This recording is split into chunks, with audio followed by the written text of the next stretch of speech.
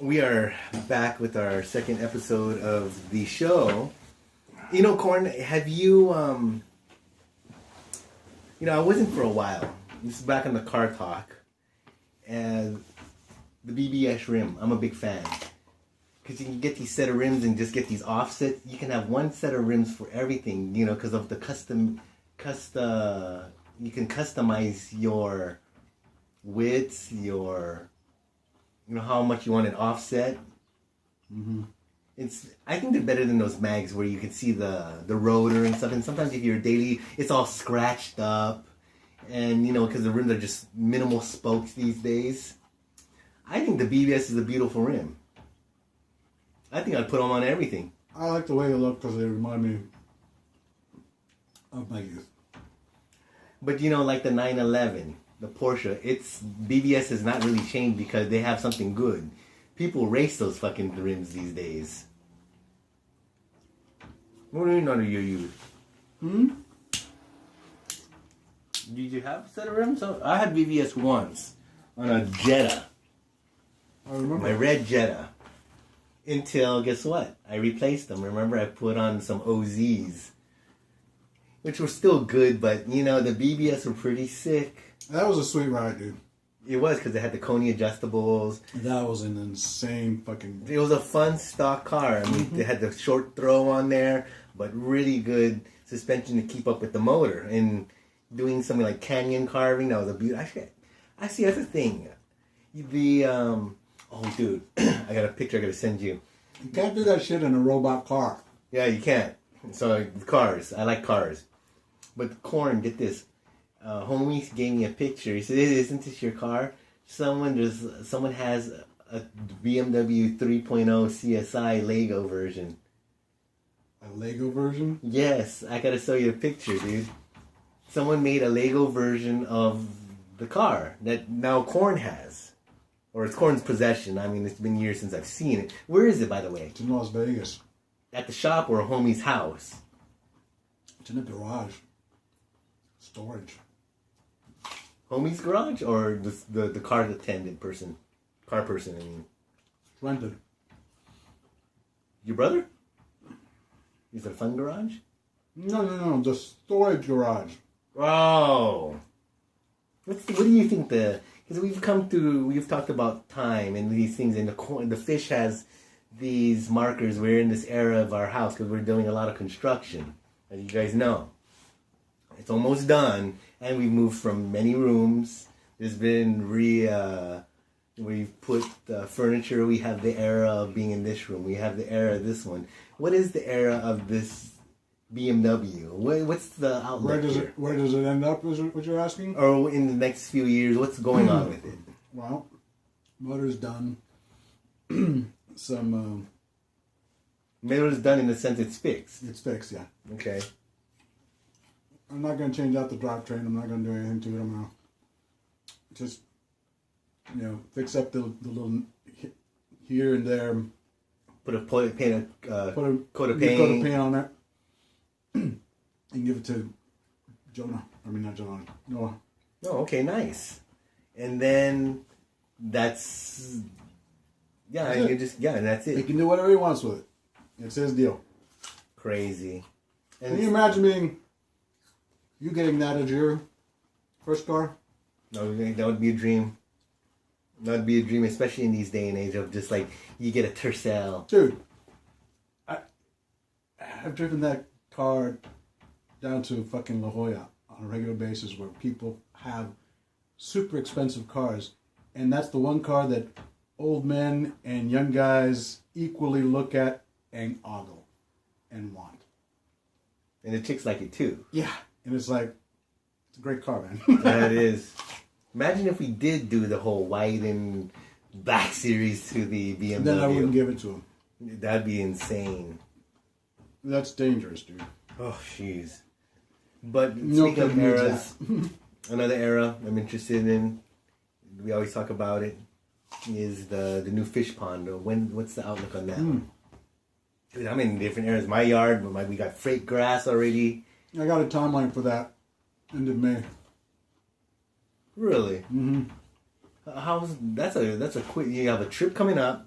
Mm-hmm. And you squeeze all of that into by the end of May? I can knock that out in a week. You have to dig deeper though, right? You said that's easy. Well, it's not. If I weren't cheap about it, I could hire somebody to do the excavation, or I could rent equipment to do it. But I've been cheap about it, and I'm just doing it by hand with a pickaxe and shovel. Which is good. Which is fine. I mean, it's my That's how workout. I would do it. That's how I would do it. But I've been lazy about it, and I just have to apply myself and be on it for a couple of days to dig the fucking hole. Yeah. And I don't have, a backhoe or anything. If I had heavy equipment, you could do that in 10 minutes. Oh, yeah. Well, how much deeper do you need to go? It's not deep enough. I could see it, but how deep do you want to go? I got to go 3 feet at least. 3 feet because you want these fish to grow bigger. Mm-hmm. Are we doing any growing in it? Like, you do any kind of like aquatic landscape that feeds off of the fish? You got to put in plants. I got to put in a couple of, what do you call it? It's papyrus plants, that kind of shit. Any edible plants? What, for the fish? No, I'm talking for you because I've seen that done with like herb gardens and I was thinking ultimate cost savings for the restaurant is that we have the bathroom in the men's room hooked up to some aquatic garden. Oh yeah, we feed this shit ourselves. We feed this shit. Good nitrogen. It's all you. So if you're organic, it's organic. You are what you eat. Yeah. Or in this case, you're eating what you are. Crazy. So, any of it, I don't think I can fly with it. No. Hot cerote there, though. There's a chef comes in there. And he said, I need a little bit, I'm going to wash my hands.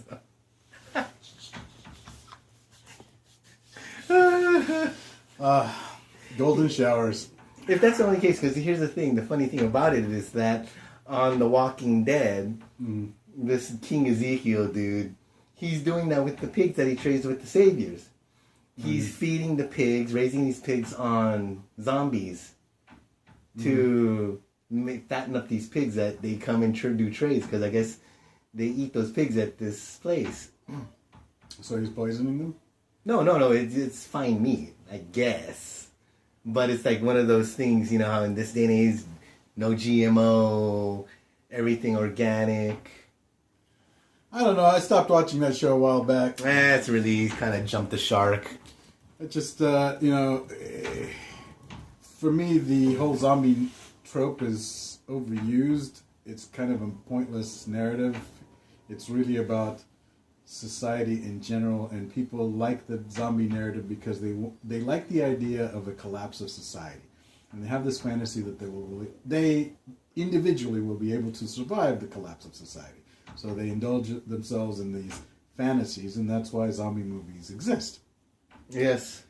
In reality, the zombie apocalypse happens every day, all over the planet, to people everywhere. Oh. Okay? It sounds just as atrocious. And we ain't doing shit about it. It's pretty nuts. Hey, Paddington. Oh, jeez, I thought that was a ghost or a zombie. No, it's Paddington. Paddington. That's Paddington the dog, our only guest. Our only guest. Patty, what's on the word? I think she's just pissed off that I didn't open the door for her earlier. Paddington. Paddington over there. Come on. You can get on the TV here. Nah, fuck her. She will remain a mystery. Hog animal. You're not gonna eat that apple core. Come on. Really? No. Ah, shit. I got the apple core in my hand. Anyways, so what were we talking about? Cars? The zombies. Yeah, the zombies. Yeah, I don't get zombies anymore because the idea of, fantasizing about the end of the world and what you would do at the end of the world. Well, the world has ended already. What are you doing about it? Well, we're just living our lives. Yeah. Which is exactly what they would be doing. They wouldn't be doing all this drama of going to, search out such and such and engaging in these, power struggles for whatever. You don't engage in a power struggle now. Yeah. I mean, we're run by a sociopath that rains down war on a planetary level. Are you doing anything about it? Some people are backing it. Yeah. So, what's the narrative there? What am I supposed to draw out of that? I know what I liked about it initially, about the zombie narrative, is the idea of the global reset. And I've always liked those kind of stories, but it's not just zombies. It could be, global pandemic, and could be a meteor striking, could be any number of things, that sets in that kind of world. Pushes the button for the global reset, And some it could be losing your job, right? On a small it thing. could be just global economic collapse. Okay? But on an individual basis, I think a lot of times people have that survival mode, like in their own head, they're just dealing with zombies. Well, yeah, I mean, okay. I guess that's put their yourself own issues. in Captain America's shoes. Our friend, Yes, he was living rough for well over a year, dude. So, how is that different from being in the zombie apocalypse? You're living under a bridge or in a box. I mean, mind you, he was living in some really spendy neighborhoods and living pretty nicely. because he was smart about it. Because he was smart about it. But he was still homeless. Yeah. So there are people living the zombie apocalypse every fucking day. And there ain't people doing shit about it. I know. There's this, like you were saying earlier, there's these fake attempts just to appear like you're doing something about it. Right. But nothing for real. Yeah, geez. Just kind of like putting on a show and whatever. So the best thing you can do is watch out for yourself and your interests, you and your people. The rest of them can go fuck themselves. Hey, Paddington, would you believe that? Paddington, why don't you just wave us out for the second episode? All right. We're coming back to you. This is a Christmas episode if you're watching it during Christmas time. That was almost going to be Paddington's name. What, Christmas? Santa's little helper. Paddington, are you Santa's little helper? She showed up on Christmas Eve, dude. Oh my God, Paddington, you're She's a Christmas dog. You're dude. a Christmas miracle. She is. Stray dog dropped off in my fucking front door. We'll be right back. Peace out, stay in school, chickies, and eat your Wheaties.